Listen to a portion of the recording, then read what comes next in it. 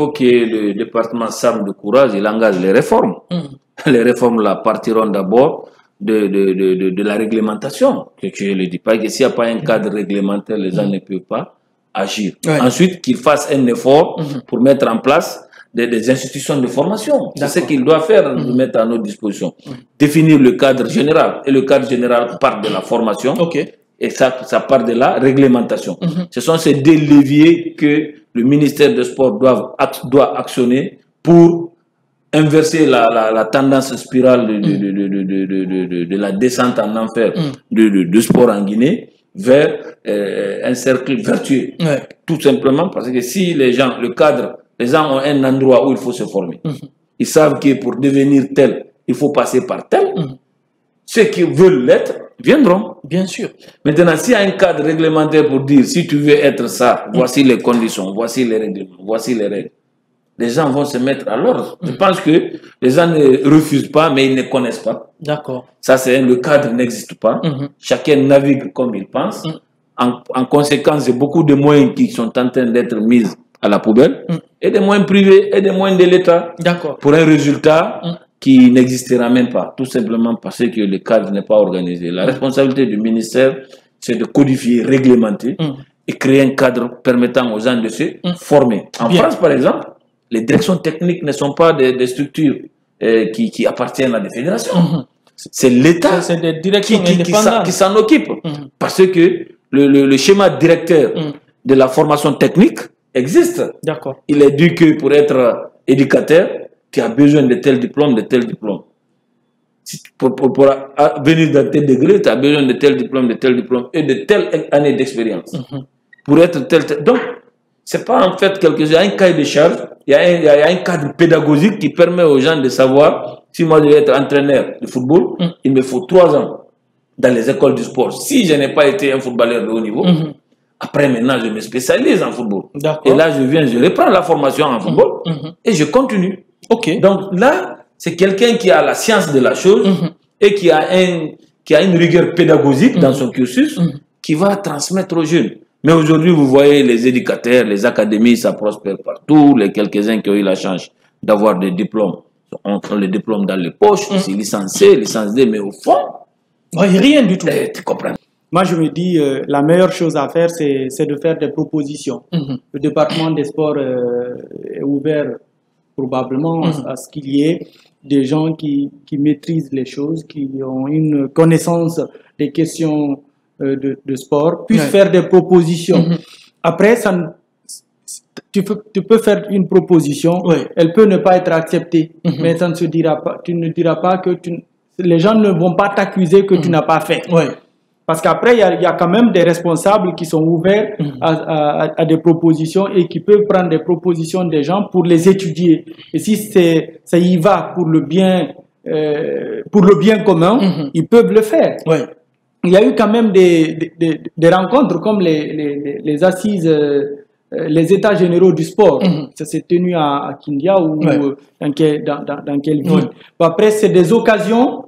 Mais ça n'a servi à rien. C'est des occasions. Normalement, c'est des occasions durant lesquelles il faut partager toutes ces questions-là pour pouvoir s'organiser, faire des propositions, pour faire des propositions concrètes afin de s'organiser pour qu'il y ait en tout cas une proposition de loi au niveau national qui puisse...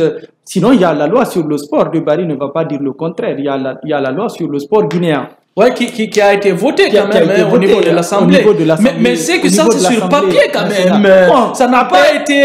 C'est pas appliqué, c'est pas ventilé en fait. Après, on a toujours de beaux textes de loi, on a toujours de... Justement. Voilà, mais après, c'est sur l'application...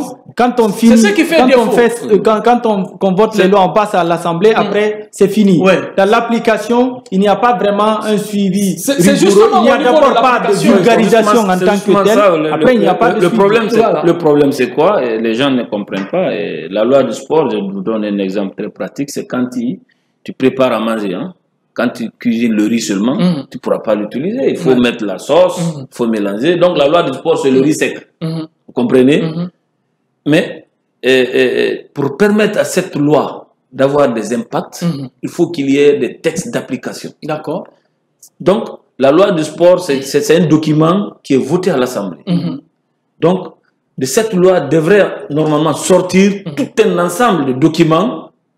Pour chaque chapitre, vous verrez plus de 10 documents qui spécifient comment le secteur doit fonctionner.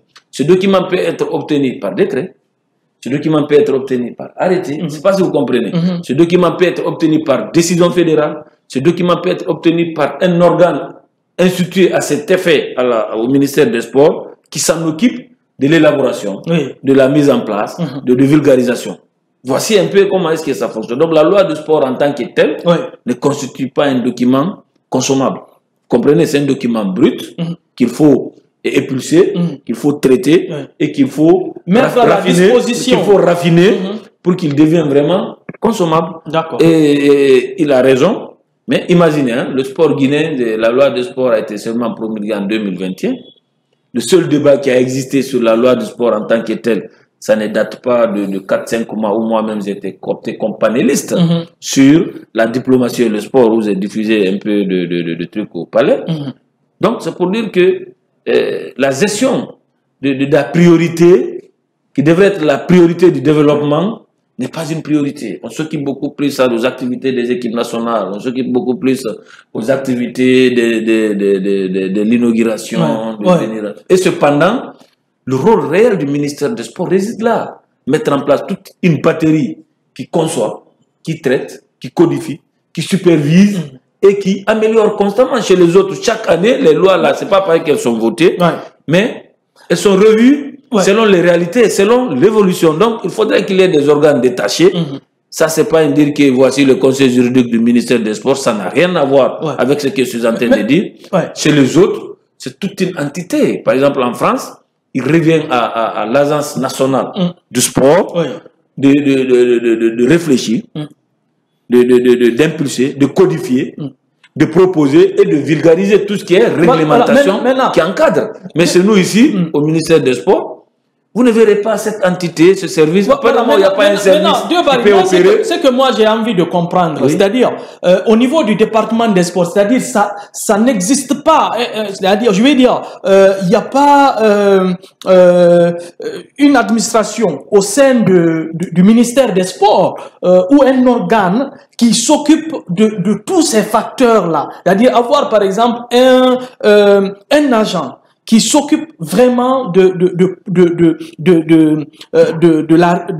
la rédaction de ces articles-là, de ces lois qu'on doit proposer, par exemple, aux différentes fédérations sportives. Non, la responsabilité politique revient normalement à la direction nationale du sport.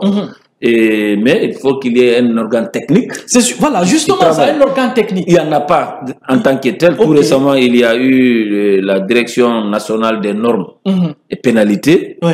Mais j'ai compris que cette direction nationale n'a des champs de compétences qui est sur des textes existants, qui veillent à l'applicabilité des textes et à la pénalisation s'il y a manquement. Je me suis intéressé un peu au fond du développement du sport. J'ai constaté que dans ces champs, dans ces prérogatives, selon les décrets d'attribution, et eux aussi, ça ne relève pas de leurs compétences de travailler sur ce que nous sommes en train de discuter là, organiser le débat et procéder au truc. Maintenant, en France par exemple, la Convention nationale du sport constitue l'espace au sein duquel toutes les propositions d'amélioration, d'amendement sont débattues. Et il revient à l'Agence nationale du sport d'organiser la Convention nationale. On est d'accord sur ce ainsi de suite, ainsi donc, il n'y a pas aujourd'hui, à ma compréhension, un organe détaché dont la compétence exclusive est de réfléchir à l'élaboration, à la planification, à la consolidation et à la mise en application, à la disposition de ces textes qui existent et qui permettra maintenant d'aller vers une amélioration continue du processus. Il n'y en a pas. Les quelques services qui existent s'occupent d'autres choses complémentaires dans le système, mais aussi ce sont des services mourants. Ce sont des services mourants. On ne voit pas réellement en termes d'attribution ce que la Direction nationale des normes et pénalités fait. On ne voit pas en termes d'attribution ce que le Fonds de développement du sport fait. à part ces deux-là, je ne vois pas un organe qui a compétence, qui a vocation réellement de faire ce travail de mise à disposition de tout cet arsenal réglementaire qui permet au football de se